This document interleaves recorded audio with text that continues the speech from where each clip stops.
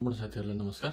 आज म Samsung को Galaxy A10e तपाईले लक बिर्सिनुभयो अथवा पासवर्ड बिर्सिनुभयो भने यसलाई चाहिँ कसरी फर्मेट गर्ने, कसरी रिसेट गर्ने भन्ने सन्दर्भमा भिडियो बनाउन गइरहेको छु। आशा छ यो भिडियोले तपाईको समय र पैसा बचत गर्नमा मद्दत गर्नेछ भन्ने लागेको छ। यदि भिडियो मन परेको खण्डमा लाइक, शेयर, सब्स्क्राइब गर्न नबिर्सिनु होला। सबैभन्दा पहिला तपाईको लक लागिसकेपछि तपाईले लक बिर्सिनुभयो भने मोबाइल चाहिँ पावर अफ गर्ने बेलामा पनि यसले त्यो प्याटर्न अथवा कोड माग्नेछ। अब यस्तो अवस्थामा तपाईले के गर्नुपर्छ भन्दाखेरि भोल्युमको प्लस माइनस र पावर बटनलाई केही समय सँगै थिच्नु होला। प्लस माइनस र पावर बटनलाई केही समय प्रेस गरिसकेपछि यो फोन अफ हुनेछ। अफ भएपछि तीनैवटा बटनलाई छोड्दिनु होला र प्लस र पावर बटनलाई फेरि प्रेस गर्नु होला। केही समयपछि यो पनि छोड्दिनु होला। छोडिसकेपछि केही समयको प्रतीक्षापछि यस्तो खालको इन्टरफेस आउनेछ। यसमा चाहिँ तपाईले भोल्युम डाउनमा प्रेस गरेर तल सार्न सक्नुहुन्छ भने भोल्युम प्लसमा थिचेर चाहिँ माथि सार्न सक्नुहुन्छ। अब हामीले चाहिँ यहाँ तल रहेको वाइप डाटा फ्याक्ट्री रिसेट भन्ने अप्सनमा लानुपर्ने हुन्छ। यहाँ लगिसकेपछि तपाईले पावर बटनलाई प्रेस गर्नु होला। पावर बटनलाई प्रेस गरिसकेपछि दुईटा अप्सन आउँछ। यसमा फ्याक्ट्री डाटा रिसेट भन्ने ठाउँमा भोल्युम डाउन माध्यमबाट त्यो अप्सन चुज गरेर चाहिँ पावर बटन थिच्नु होला। यति गरिसकेपछि यो प्रोसेस डाटा वाइप कम्प्लिट भइसकेपछि आफ्नो फोनलाई चाहिँ रिबुट सिस्टम नाउ भन्ने ठाउँमा लगेर पावर बटन थिचेर चाहिँ यसलाई रिबुट गर्नु होला।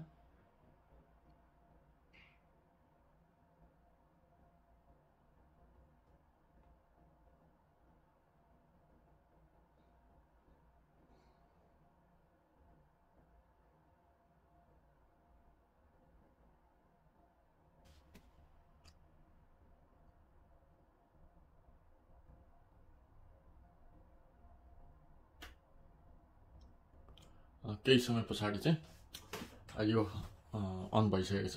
यसलाई तपाईले इङ्ग्लिश ल्याङ्ग्वेजमा चेन्ज गरेर स्टार्टमा क्लिक गर्नु होला। स्टार्टमा क्लिक गरेर चाहिँ यो टर्म्स एन्ड कन्डिसनलाई चाहिँ सबै टिक लगाएर चाहिँ नेक्स्ट गर्नु होला।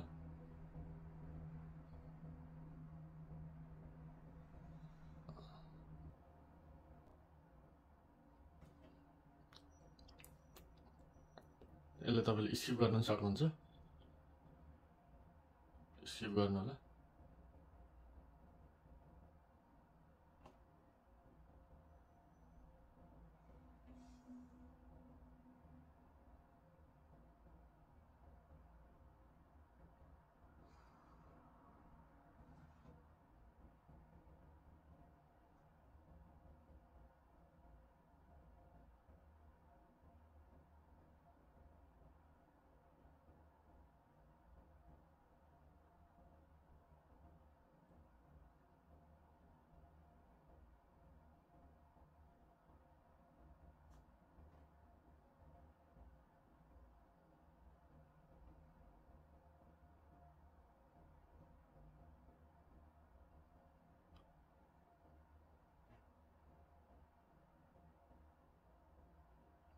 फोन रेडी भइसकेको छ।